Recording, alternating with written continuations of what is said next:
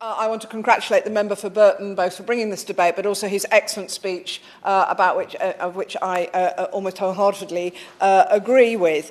Now, I carried a constituent survey out on mental health services for young people, and the responses showed how worried and concerned constituents are, and that they're feeling that the situation is getting worse.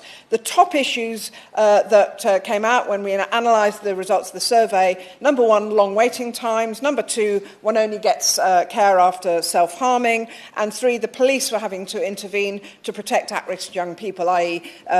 coming into notice of the services far too late. One example, a parent said that they had to visit the GP 3 times, and only after their child self-harmed were they referred to CAMS. And another, speaking of her daughter, said her future has been robbed by mental illness, and the NHS didn't have the staff or resources to make a difference when it counted. Now, the Honourable Member for Burton and others here today have outlined so clearly the need for more funding. And if the Minister needs ammunition to help her in her arguments in the spending review, just think of the cost to the nation of not adequately funding early intervention and adequate CAM services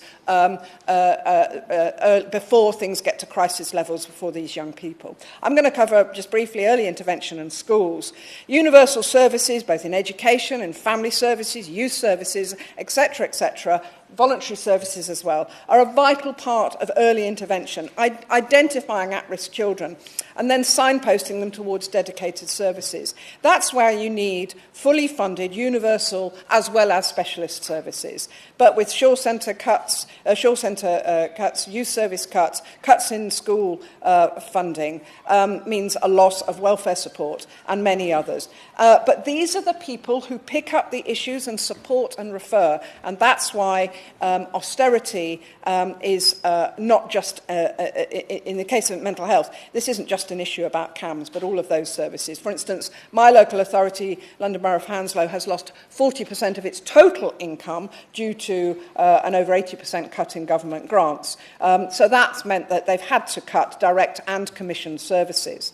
And now we're seeing how cut after cut is having a detrimental impact, not only on young people's life chances, but also on their physical as well as their mental health. Now, secondly, the schools are such a vital part of early intervention, as other members here have said. And when we discuss the role of education and mental health, we need to remind everyone that our schools are facing a funding crisis, having to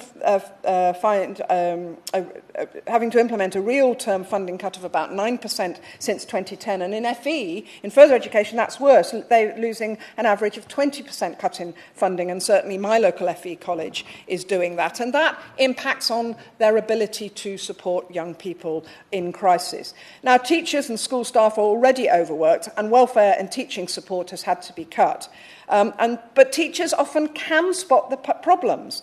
However, they're not trained to treat mental health. And even an additional point is they're often not trained.